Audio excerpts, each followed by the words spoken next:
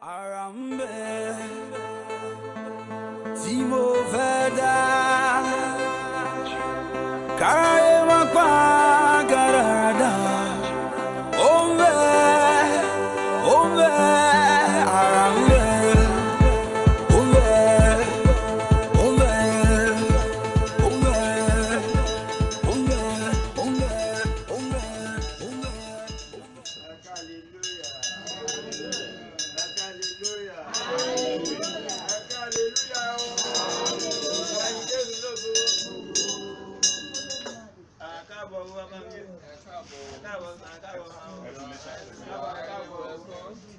Yeah, you are highly welcome. Thank you, sir. Yes, and we thank you so much for the love you have for us by coming to this very place to visit us. May God Almighty remember you all. Amen. We are very grateful. We would like to know you better. We would like to know you. Thank you so much, sir. Ẹkúlé sir. Inú wa dùn láti wá lẹ́yìn lálejò ní ìtọ́jú and adẹ̀ dúpẹ́ lọ́wọ́ náà dúpẹ́ lọ́wọ́ yín náà pé ẹ sọ pé ìbò làwọn lè ti ń bọ̀ pé who are these people ẹ̀dẹ̀ gbà wá with open hands. We really appreciate that dúpẹ́ gan lọ́wọ́ yín. Àwa ó tó di pé àwọn ọ̀gá mi àti àwọn other delegates wọ́n máa introduce ara wọn one by one.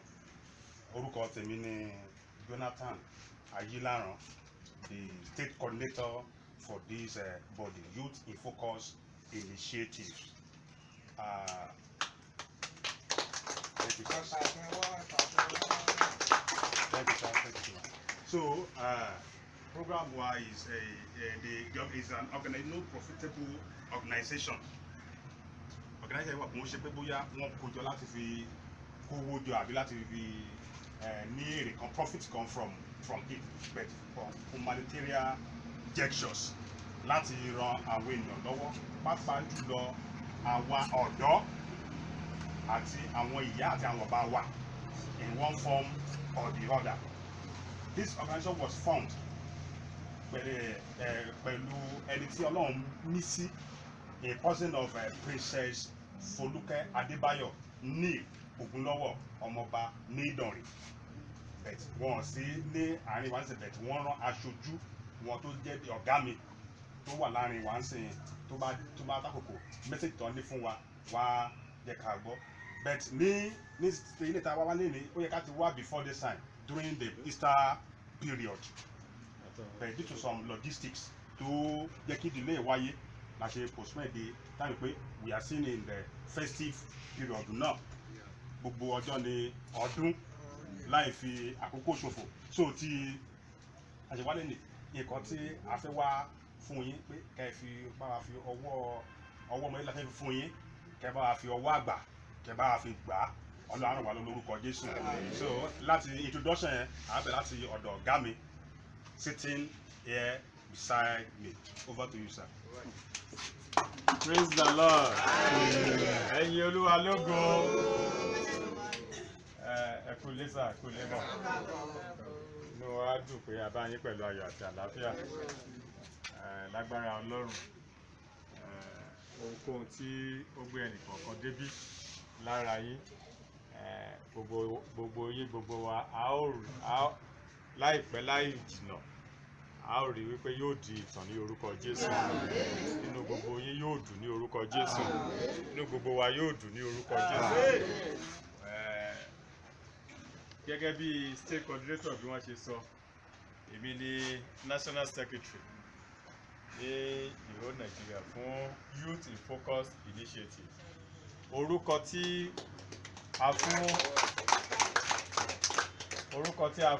ẹgbẹ́ yìí, ẹ wòye wípé kí ni nígbà tá a sọ pé youth àwọn ọ̀dọ́, ọ̀nà wo ló wá fẹ́ ló tún fi wá kan wípé a tún bá àwọn àgbàlagbà sọ̀rọ̀, a tún bá àwọn obìnrin àgbà, ọkùnrin àgbà, àbí ohun tí ó dálé lórí ni wípé àwọn tí ó kù díẹ̀ káàtó fún one way or the other tó jẹ́ pé tí ó wù wọ́n láti ṣe iṣẹ́ ṣùgbọ́n tí wọ́n ò ní oore ọ̀fẹ́ láti lè ṣe. Arábìnrin Folúkẹ́ Adébáyọ̀ ọmọọba Àtọ́ṣì Ìdànrè ní Ògúnlọ́wọ̀ Ẹ̀jẹ̀ Àwọ̀súyì of Ìdànrè, àwọn ni ó dá ẹgbẹ́ yìí kalẹ̀. Àtẹ́wọ́ fún wọn. Wọ́n wà ní ìlú Amẹ́ríkà, wọ́n wá wòye wípé kí ni àwọn fẹ́ ṣe láti fi rántí ilé. Wọ́n wá wòye wípé ṣe mọ̀ wípé ní ìlú Amẹ́ríkà lọ́hùn ìṣẹ̀lẹ̀ púpọ̀ ló ń ṣẹlẹ̀, irú gbọ̀ngàn bí eléyìí ó wà ńbẹ̀. Àwọn èèyàn ò wò wọ́n bẹ́ẹ̀ ni wípé àwọn tí ayé ti pàtì ní ìlú Amẹ́ríkà wọn ò wòye wípé tí wọ́n bá fẹ́ dìbò wọ́n á lọ bá wọn gan wípé ta ni ẹ fẹ́ kí á dìbò fún. Tí wọ́n bá fẹ́ dá ìkọ̀kọ̀ sílẹ̀ wọ́n rí wọn bí pé ẹ̀tọ́ wọn ó jẹ́ ẹ̀tọ́ tó jẹ́ wípé èèyàn ọ̀kan tí ẹ̀ lè fi sí ẹ̀gbẹ́ ibì kan. So nígbà tí wọ́n jókòó wọ́n wá sọ wípé àwọn ò lè máa wálé déédéé wípé ṣùgbọ́n àwọn tí a jẹ́ ọ̀dọ́ ní Nàìjíríà wípé kí á kóra jọ pé àwọn á máa ṣe bíi financing of the organization wípé kí á kóra jọ kí á wá tún ní kí àwa náà kí á lẹ́mìí láti sọ wípé a fẹ́ máa ní ìfifúnni. Wọ́n wá ní ìfifúnni yìí kì í ṣe ìgbà téèyàn bá ní tó bá pọ̀ lèèyàn máa rántí wípé òun fẹ́ fún yàn kan whatever. Àìṣẹ̀dá ẹgbẹ́ yìí sílẹ̀ ni ìjáde àkọ́kọ́ ní Ondo State ní eléyìí ni àwa sọ wípé kí a wá síbí. Ohun tí a mú wá kì í ṣe ohun tí ó pọ̀ lọ títí ṣùgbọ́n a fẹ́ fi ṣe bí step forward wípé kí a kàn bẹ̀rẹ̀ kí a wò bí ó ṣe rí pé kí àti wọ aṣọ tí ó wù yín láti wọ̀ ó ṣeé ṣe kí oore ọ̀fẹ́ rẹ̀ kí ó má wà, àti wọ bàtà tí ó wù yín ó ṣeé ṣe kí oore ọ̀fẹ́ rẹ̀ kí ó má wà, àti ṣe àwọn kọ̀ọ̀kan mìíràn tó jẹ́ pé tí ó wù yín ó ṣeé ṣe kí oore ọ̀fẹ́ rẹ̀ kí ó má sí bẹ̀. Àwa wòye wípé kí a kọ́kọ́ bẹ̀rẹ̀ pẹ̀lú láti wá fi àwọn aṣọ fún yín níbí. Irú aṣọ yìí a wòye wípé ọ̀pọ̀lọpọ̀ ó lè láṣọ 10 nílé, ẹlòmíì gan ní inú ibi tí ó kó aṣọ sí ọdún kan kò ìwọ̀ mìíràn nígbà tí ó ní tó pọ̀ tó. Ẹlòmíì gan á kó tiẹ̀ ńgbà bí a kó síta ajo. Àwa wòye wípé púpọ̀ ọ̀pọ̀ èèyàn ló wà ní bíbáyìí tí ó jẹ́ wípé ó lè jẹ́ gómìnà tí ò bá jẹ́ ìṣẹ̀lẹ̀ tí ó ṣẹlẹ̀, ṣùgbọ́n bí ìkọ̀kọ̀ ṣe ń ṣẹlẹ̀ ó yí Ọlọ́run.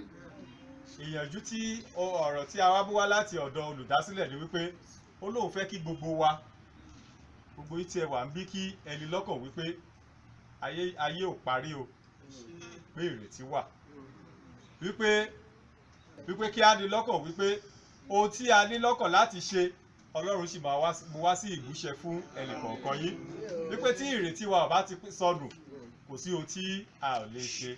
Gbogbo alámọ̀ ìtàn Ọbásanjọ́ níbí ó wà ní ọgbà ẹ̀wọ̀n ó padà wá ṣe kí ni o wá ṣe president orílẹ̀-èdè yìí.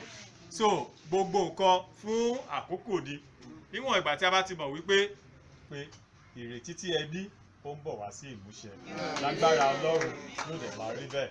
A fẹ́ fi dá yín lójú wípé lóòrèkóòrè ó ṣeé ṣe kó jẹ́ oṣooṣù, ó ṣeé ṣe kó jẹ́ oṣù méjì àbí mẹ́ta a máa liaise with the coordinator ẹni tó jẹ́ adarí yín níbí. Nísìnyí a béèrè lọ́wọ́ wọn kí ló tí ó tiẹ̀ ń jẹ yín níyà, kí ló tí ẹ fẹ́. A fẹ́ mú àwọn nǹkan tí ẹ nílò, a nífẹ̀ẹ́ máa mú wá. Àwọn tí ẹ nílò gangan ni ohun tí a máa béèrè lọ́wọ́ wọn.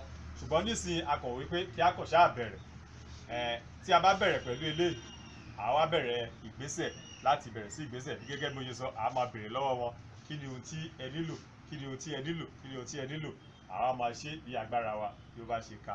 Mo lẹ́ẹ̀kan mo kí gbogbo wa wípé ẹ kú ìrètí o. Ọlọ́run á wà pẹ̀lú ẹ máa gbé àwọn. Orúkọ mi ni Engineer Ariyo Ebenezer.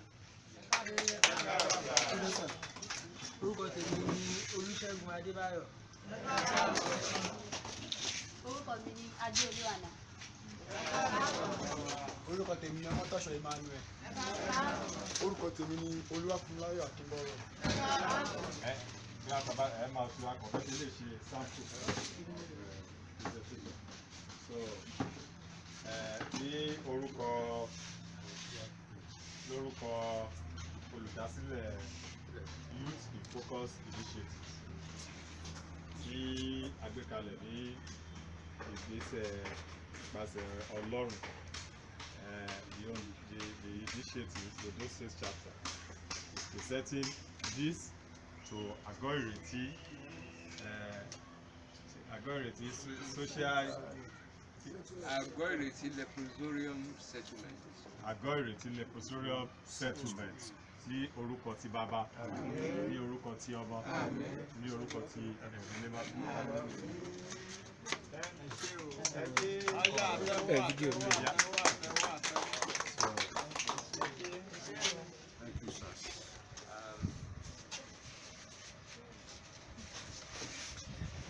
We are very grateful in this settlement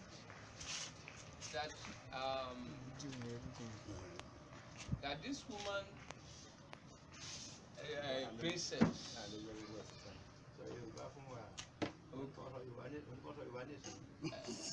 adúpẹ́ lọ́dọ̀ Ọlọ́run pé princess wa ó ní initiative láti ṣerú program yìí láti gather àwọn youth in heart fún ìrànlọ́wọ́ àwọn tí ò ní.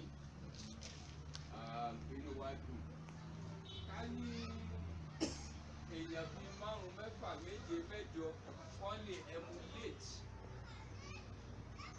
irú project èyí ni ìlú ìbá ti dára sí, but àwọn tí a rí ní ìlú ìbá yìí àwọn stinking billionaires, ṣùgbọ́n they decided to hide.